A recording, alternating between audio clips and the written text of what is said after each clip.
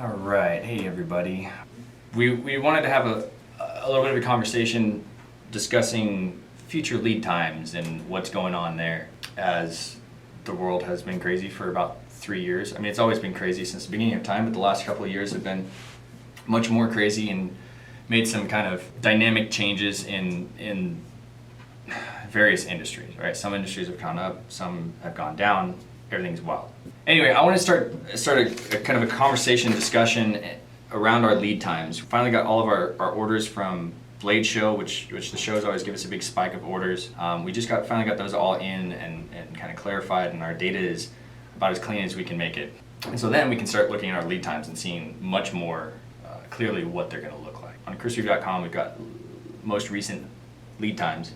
And for anybody that's been following the brand, and then probably even more so people that are new to the brand, they're going to see essentially an average of 4 years as being quite a surprise. That is the demand growth over the last couple years, and even more specifically this year. So what that also means is it's 4 years if you hop on the website and order a knife right now. Boom, back of the list. From the best data that we know right now, it's a 4-year lead time. That doesn't mean that like every 4 years we're putting knives out. We're putting knives out every single day. So dealers have big orders. We have lots of retail orders slipped in, that are retail customers. So it's direct to, like, you got your customers if you've ordered direct. Those are all in between. We try and fill orders the best we can, oldest to newest, depending on what we have available, what we've got available to put together. So knives are constantly shipping. Every week, every month, we're shipping knives out to, almost every day we're shipping knives out to dealers and retail customers throughout the whole world. So honestly, the dealer network is 90% of what we make goes out to dealers. So that's the best place to find something in much more of a hurry. So I thought I would hop on and just be able to have a little bit more of a conversation about it, maybe answer some questions that you guys have, and just speak more to it. Because when you see a number like that, when you're used to seeing a couple months or a handful of months, or even we're at 24 months at the beginning of this year in January, and you see a jump to 4 years, there's generally a lot of questions that come along with that. I guess the first one to answer is, like, we're not going anywhere. Nothing's wrong. We're still making knives like you can't believe. We're putting out more knives than we ever have. But the demand has grown. It's again very humbling to see this growth in demand and more people getting into the brand. Plain Jane Sebenzas selling out almost instantly at virtually every dealer. More people getting into the knife industry, and then even more so our current and core customers still loving and buying knives and collecting knives and all that. So the knife industry is very healthy right now. It's in a bit of a boom industry-wide. All of our dealers are seeing massive spike in demand. I mean, they can barely keep anybody in stock. And you guys probably see that as you go through the different dealers' websites. Steel suppliers are full tilt making steel. We had Bob Shabala, from the president of Niagara Specialty Metals. They're out in Buffalo, New York. They're who we buy all of our titanium and blade steel from, and they're one of the biggest, if not the biggest, CPM, crucible powdered metal steel supplier in the state, in the nation. I can't remember exactly the numbers that he was saying. It might not be for me to share, but I know it's been over a 50% increase of tonnage that they are moving through their supply, their outfit. So that's something to think about as well. And it just, like anybody that I talk to, little guys, big guys, in between, like, they just can't make enough knives. So yeah, we're kind of talking about Randall knives, because I mean, a handful of years ago they were 5 years out, and I can't remember where they're at now. I was talking with Dean Philides, who's a big Randall fan and collector for many years, and he knows the Randall folks himself, and they've had this same problem for quite a long time, and they were out 5 years, a handful of years ago. So I don't know where they're at right now. I would imagine this most recent increase in demand in the industry has had to have affected them as well. And they do a simple, like, $50 deposit, and it's just essentially nothing. And that's just their thing. And they're production knives. They're not custom knives. They're handmade production knives. So it's a very kind of, we're trying to figure out, okay, how do we measure versus other folks in the industry, like, to try and compare. Is this completely weird for us? Are we a complete anomaly? That can't be. And so it's been nice to kind of see other companies having a similar problem, I guess, demand problem. Curtis from Spartan Blades just commented a couple minutes ago.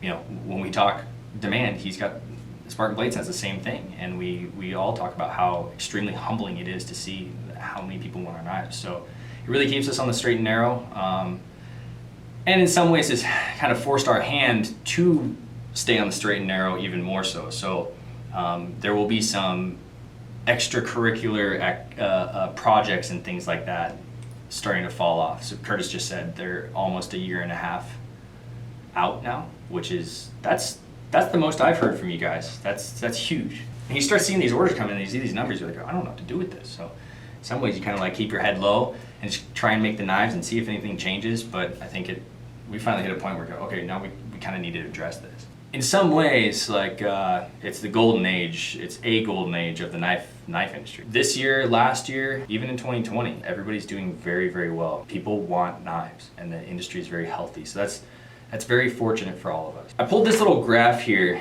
to kind of show you guys what we're looking at.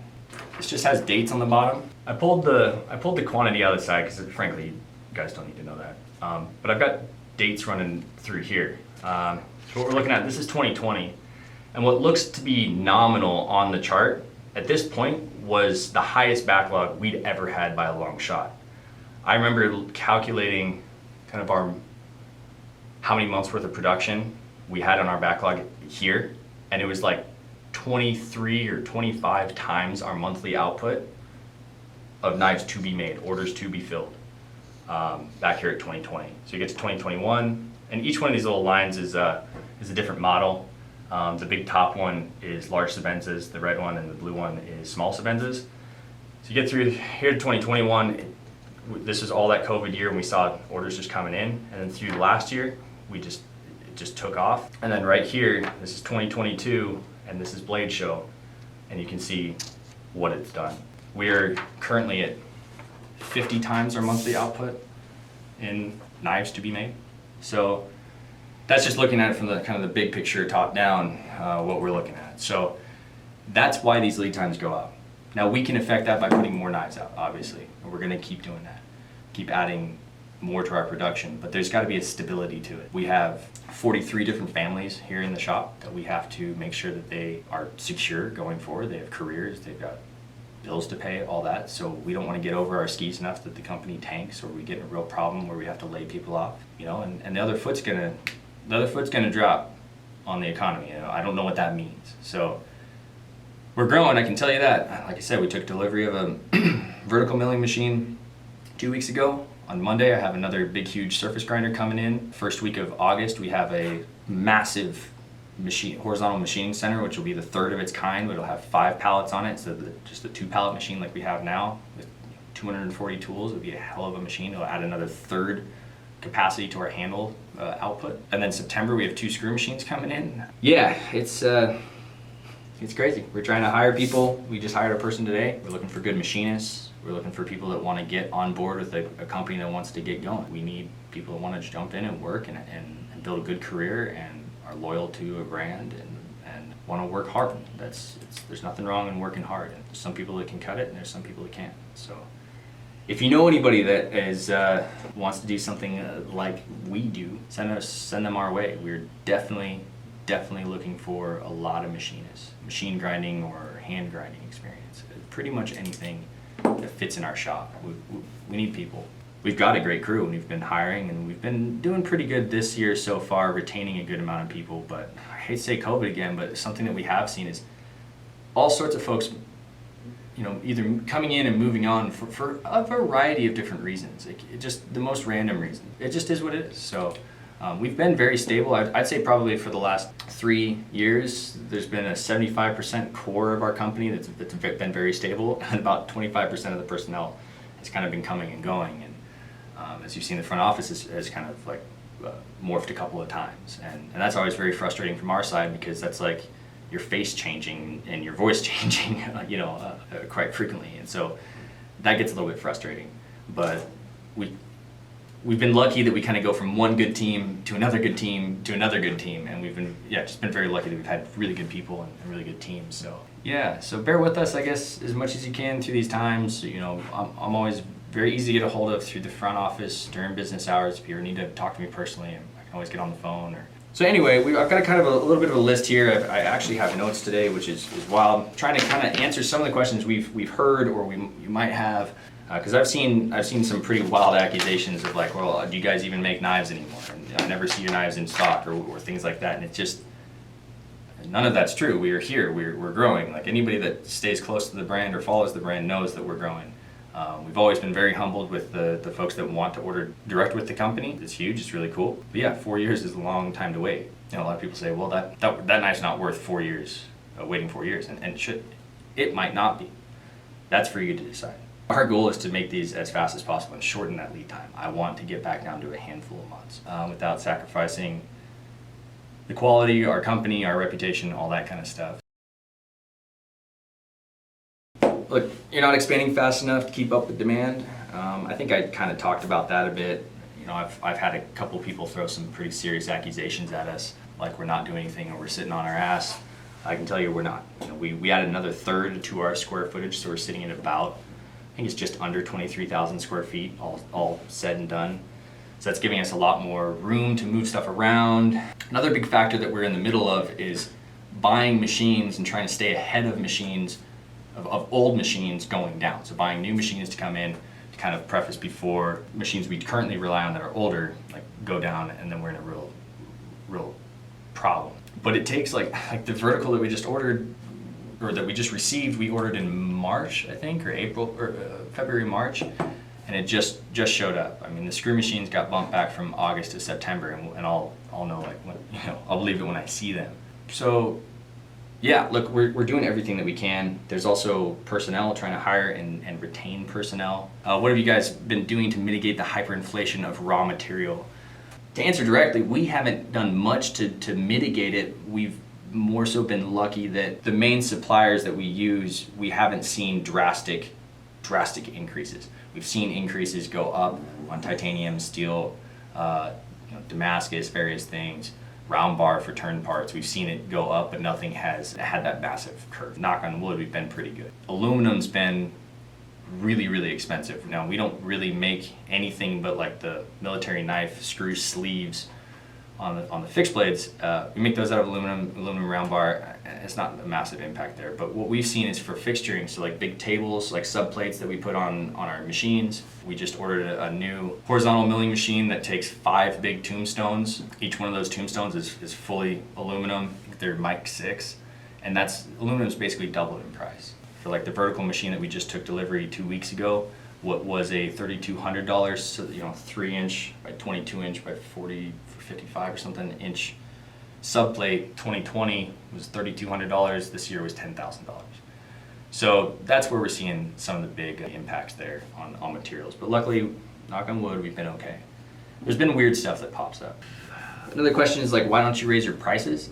That's something that we look at pretty closely all the time, and we're gonna have to be looking at our prices very closely again, and there may be some changes coming forward. I'm not entirely sure, but we have to sit around a table and very much figure out what that looks like, because that's another way to kind of curb the demand. It's a funny thing. It's like, okay, so it gets to a point where people don't want to wait anymore, so orders shrink a little bit, and that's fine. And then prices going up, that could curve off a couple people or something. But I also don't want to price out our knives. I don't want to make plain Jane Sebenzas $800. That's just ridiculous to me,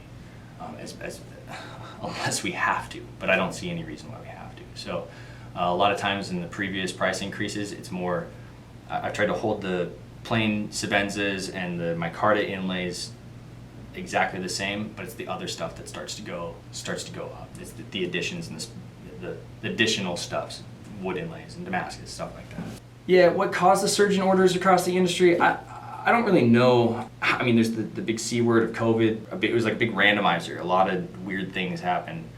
A lot of people were looking for, it's like outdoor gear, survival gear, overland gear. Went super expensive, hard to find. We live off the grid with a solar power setup. We had to buy new big, huge 6-volt deep cell batteries. Those were double the price and 6-8 week lead time back then, and it's only getting worse. So you're just seeing things like that. Anything that's like, I don't know, survival, guns, knives, outdoor gear, backpacking gear, all that kind of stuff. A lot of people are looking for it. It's in demand. I don't know if it's more disposable income in this in-between time as the economy is trying to figure out what it's doing. I don't really know. people retiring early. Who knows? But we're definitely seeing it correlate to a surge in orders, which is incredible. Large Sebenzas are the longest backlog total, just to hit that one right there. Would you ever quit taking orders if it reaches like 10 years, for example? We've had that discussion a lot. We've had some pretty serious discussions of like at what point do we, if we close the books, and what does that look like? As far as I'm concerned, I don't think we have to, and I don't think that there's any use in closing the books or stop taking orders as a whole. There's different categories that we have stopped taking orders on, Damascus being an example. Doesn't mean Damascus is going away, but we're just kind of reconfiguring that into something that's like, we'll do Damascus drops throughout the year as opposed to wide open production order taking. There'll be a couple other little categories coming here soon that will change like that. Yeah, so look, as long as people continue to order knives and don't mind waiting, then there's no reason to close the books, as far as I'm concerned. So it's just that funny dynamic. For orders already placed, where do the lead times stand? Are they pushing back as well? Yeah, so that'd be like if you have an inquiry about where your order lands, or shoot us an email and we can kind of see where you are at and where our rate is on those, and kind of get a lead time, more specific lead time for you on those. So if you have a question, let the front office know, because I have no idea. I'm not privy to the whole system. They keep me out of it. I'm just kidding. Curtis, you're totally right. Machines aren't getting any cheaper and they're not getting any faster. We actually just lucked out on this big horizontal machining center that we just got, or that is supposed to show up the first week in August. They happen to have one in stock, ready to go. And a big monster like that is pretty rare. So we had to jump on it. We had to do a little bit of, figuring some stuff out to make sure we could get it in the shop. That's lucky. Generally speaking, you're looking at 6, 8 months, 12 months, past a year for machine tools. That's a huge part too. Almost every one of our machine tools is maxed out and going. We will never produce anything overseas, so that is never an option.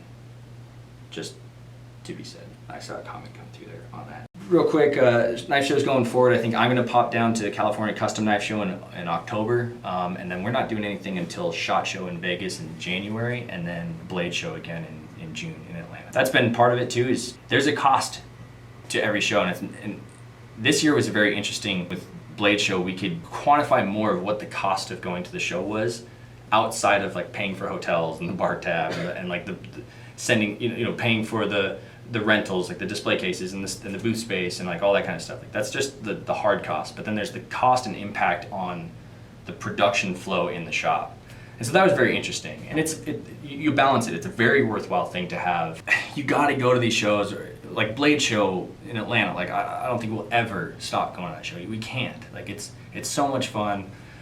We have such a blast. We get to meet and hang out with everybody and sign boxes and take photos, and it's just very, very rewarding. It's so cool to see everybody, and it's like a big family down there. So we'll never stop doing that. But there's a production impact that we always have to juggle with that. So this year I think we planned the best, but yeah, here we are on the other side of it. So yeah, the whole crew has kind of been excited for no major shows for the rest of the year until January. And what's nice about SHOT Show for us, it doesn't really impact our production unless we're bringing out like new products. Then it's kind of impacting our R&D department and R&D side of the shop. But yeah, we have in our display case up in the front office in the showroom, we have almost one of everything. And we brought a lot of these to Blade Show. We engrave display only on the inside. And so SHOT Show, those are the knives. We pack them all up, and we have an empty display case for a couple of days, for about a week, and we take them down to the SHOT Show, and we make sure they're all factory good and looking pretty, and check them out. So that's a nice one that doesn't really impact our production. We used to in the past have to make a whole catalog's worth of new knives to send out to the show, but we can't sell at SHOT Show, so they just come back and then be sent back out to orders. Very disruptive in the production flow. So anyway, yeah, MagnaCut is coming soon, everybody. If we've applied before, do we have a resume on file? I don't have it on file. We just got a very cool new processing company kind of thing. So you can access it through chrisreeve.com. Pop it through there because there's some really cool, they like ask you some cool questions, and it just spits out like a pretty cool bunch of data on the back end, plus your resume for us to see how good of a fit you are. And but we'll still most likely call you and chat with you anyway. But yeah, or apply through there, and we'll see it come through there. So any effect on lead times for paid service / spa, etc. Spa service and general servicing lead times ebb and flow a little bit more, or much more than our overall lead times. I can't say there's no impact, but we've been able to keep them relatively low. Again, depends on two factors.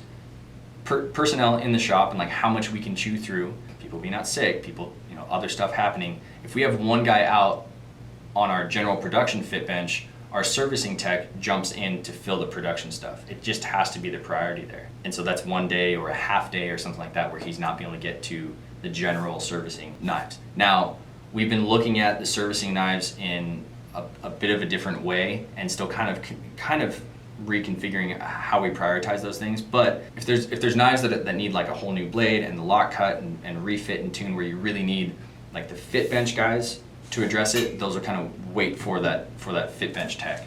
Got a couple other guys in the servicing world that don't have as much experience doing that stuff, but they're totally capable in changing lugs out, changing your hardware color out, and doing glass blast or reblast or general spa services. Getting knives sharpened is no problem. A lot of those little things. Getting an engraving on, reblast and out, like those we're trying to make sure we get those moving through the shop, that they're not just jammed up behind somebody else waiting for that other knife to be done. So we're trying to get as much throughput as we possibly can so that lead time doesn't get super, super far out there. But generally speaking, when we start to see that lead time go up, we all have a conversation, see what we can do, whether it's getting a couple guys in on Fridays or just taking a day, out of general production, or we can line it up with a day where we just don't have a lot to fit or something like that and try and power into, a bunch of the servicing stuff. So we're really trying not to let that go out.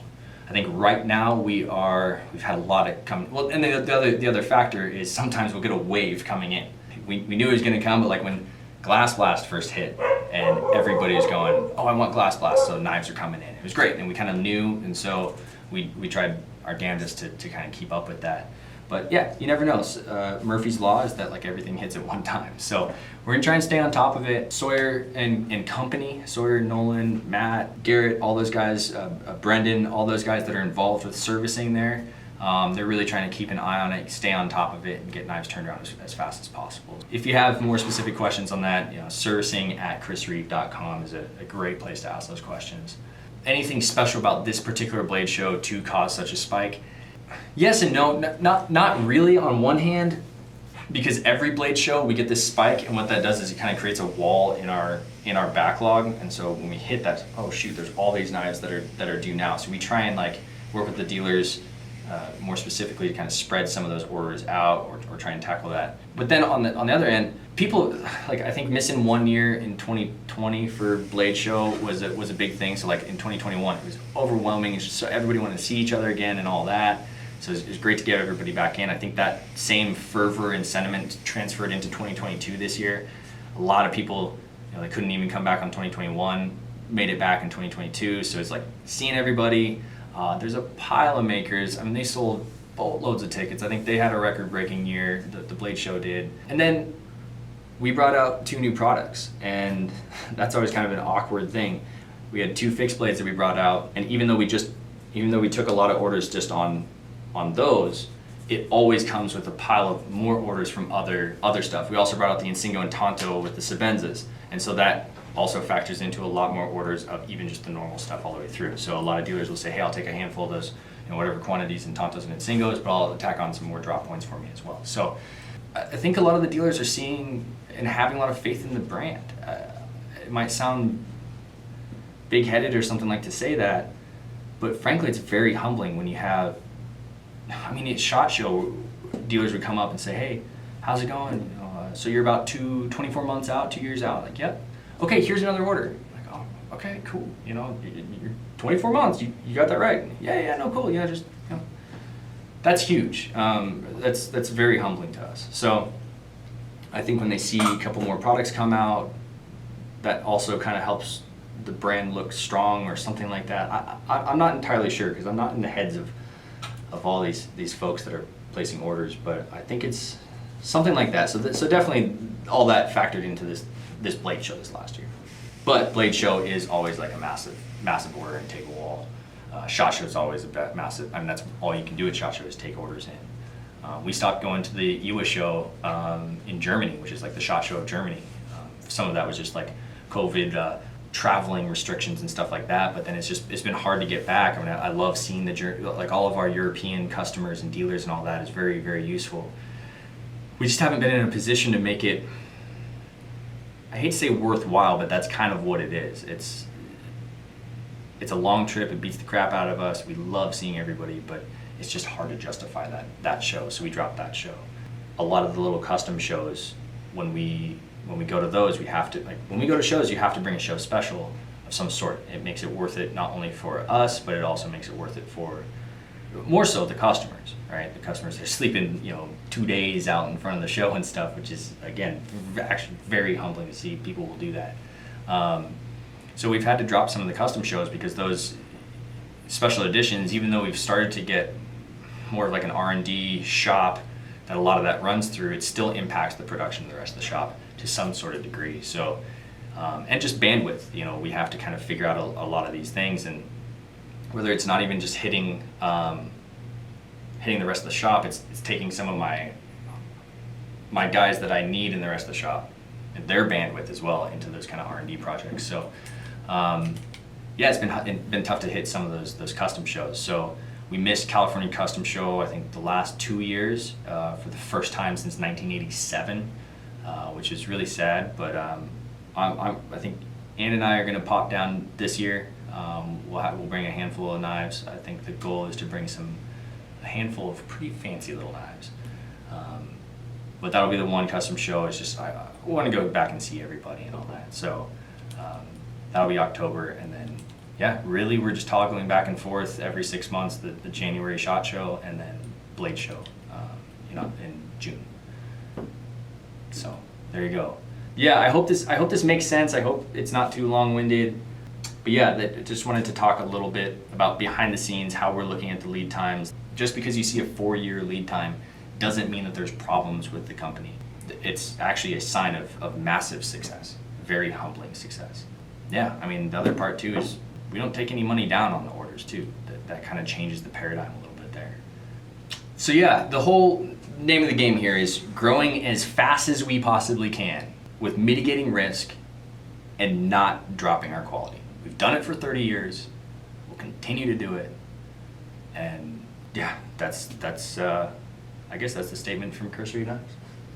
Yeah, no, I love you all, and it's very humbling, like I've said many times, to like have this kind of conversation and see the response, see the support. You guys are like, for being a bunch of knife nerds, you're pretty reasonable folks, I'd say. Yeah, hang in there. Again, if you have questions, shoot us an email to the shop, give us a ring. We'll do our best to try and stay live with our lead times as they change. We're going to be looking at these on a monthly basis, trying to communicate with you guys on a regular basis and stay as much real time as we possibly can. Anyway, so all the best out there. Stay safe, stay awesome. I love all of you, hate some of you, and keep enjoying the knives. Yeah. Keep it up. Cheers, everybody.